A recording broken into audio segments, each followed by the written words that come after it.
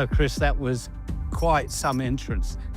It looks like you were enjoying yourself. I've been riding for a few hours now, both on the road and on the unpaved roads here in Tabernas, and I've been having an absolute blast. What better place, and also what better person than Chris Northover to introduce us to a brand new bike from Kawasaki in the hugely popular adventure category, the new KLE500.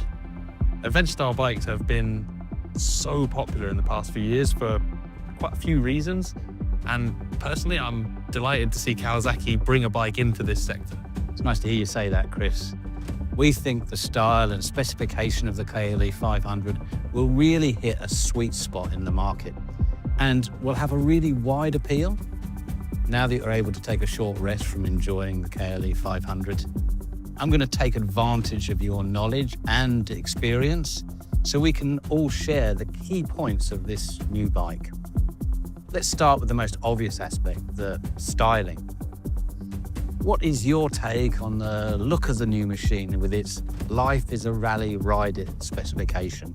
Life as a Rally is definitely reflected in this kind of purposeful rally-inspired styling. Not only does it looks cool, looks individual, but that also has a practical side. It blends nicely with really good ergonomics on the KLE, both sitting down, riding on the road, and standing up, which is super important for an adventure bike. That's what I like. I like that it's fun, it's responsive, and it's comfortable however you choose to ride it and whatever terrain you're riding on. So you've ridden this KLE500 on road as well? Absolutely, yeah. I think it's super important because the people that buy this bike will be spending just as much time riding on the road, not just in urban environments either, but longer weekend trips and even holiday touring. The bike has been designed to have good power and be really nimble, allowing you to equally enjoy road and off-road riding. I wanted to talk to you about the twin-cylinder water-cooled engine and how it responds, but also how the bike physically feels when you are riding it in a variety of environments. The engine's a treat. It's got a good spread of power and it's also smooth. And importantly, the torque comes in smoothly, which makes it easier when you're riding on tricky terrain. The whole unit's really compact, and I think it covers all the bases in this kind of mid-capacity segment. And the overall manageability of the bike. Actually there, I think the choice for the KLE of putting it in the 500cc class is spot on. It feels genuinely lightweight, and it's easier to put the wheels where you want them, whether you're riding on the tarmac or on unpaved roads. And I found that you don't tend to feel fatigued after lots of riding on it, like maybe you would do if you were on a larger capacity and therefore heavier adventure bike. We think the KLE is going to appeal to a wide range of riders.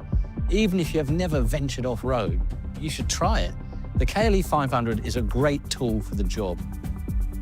I'd really like to explore about the customers and who you think this bike will appeal to and why. I think one of the, if you like, secret weapons of the KLE500 is that it's going to appeal to a huge range of riders. Certainly those that are new to unpaved roads and riding in dirt situations, but it's also got something to offer those more experienced riders as well. I suppose this is an ideal time to dive a little deeper into the chassis spec and tech side of this new KLE500. Plus discuss some of the rider-focused features. You can see it's a familiar Kawasaki Trellis-type chassis with long travel suspension featuring 43mm inverted front fork. And if we move to the back, there is a unitrack rear end like Kawasaki's motocross and enduro machines with rear shock adjustable for preload. And another nice thing that I really like is the ABS system is switchable, so you can turn it off completely for off-road riding. There's also a 21-inch front wheel and a 17-inch one at the back. These wheel sizes are kind of ideal for giving good feedback on the tarmac and on unpaved roads. And the feel you get when riding the bike is good for improving confidence. Good point. Ahead of the new fat bar handlebars, let's take a look at the meter panel. The TFT screen clearly shows you all the information you need instantly, but the KLE500 also offers a voice command function with your smartphone using the Kawasaki Rideology app. Yeah, if you've got a headset on in your helmet, you can literally ask your KLE things like, what's your fuel range, where the next fuel station is, or even locate the local coffee stops and loads of other useful items. This one here is the SE version. Compared to the standard, the SE comes with some key differences.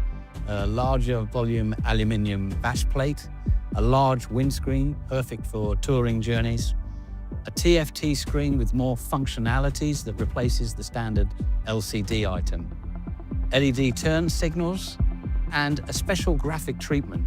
There's also a low seat option available as an accessory. Yeah, that's a really important thing because that's going to increase the number of people that the KLE500 will appeal to. We have both been mentioning the new KLE500 because, of course, Kawasaki have previously had a model called KLE500 back in the early 90s. In many ways, we are reimagining and reinvigorating that adventure bike crossover emotion with this new machine. And as we have mentioned, there is the model that you've been enjoying already, plus a standard version. But I can't help noticing there's a third bike here. Tell me about it. Well, that's something I'm just starting work on. I've been lucky enough to be allocated a KLE500 as a sort of project bike. I've already put some genuine Kawasaki accessories on there, including the tubular engine guard, the compact LED fog lamps, radiator screen, the ErgoFit flat rear seat, which is lower than the standard one. I've then removed the rubber foot pegs to reveal the serrated off-road foot pegs beneath them. These extra touches they're sort of just the start for me, and I'm going to gradually create a KLE that's customized for my own personal taste and the sort of riding I like to do. It won't be the perfect KLE for everyone, but I hope that people that follow me on social media will kind of enjoy the process of taking this bike and modifying it to suit the purposes I've got for it. After all, life is a rally, so that's what I'm going to do. I'm going to go and ride it. Well, Chris, I think that about wraps up our snapshot of the new KLE500. I really want to thank you for sharing your insight with us. Oh, thanks. I'm really looking forward to spending more time on the new KLE and documenting my journey with the bike as I evolve it for my purposes and take it to some interesting places. Mine, thanks very much.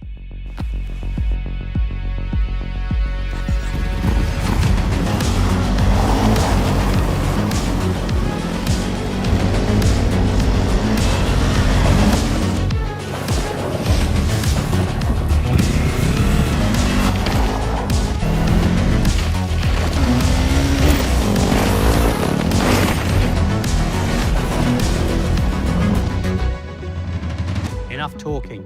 Life is a rally. Let's ride.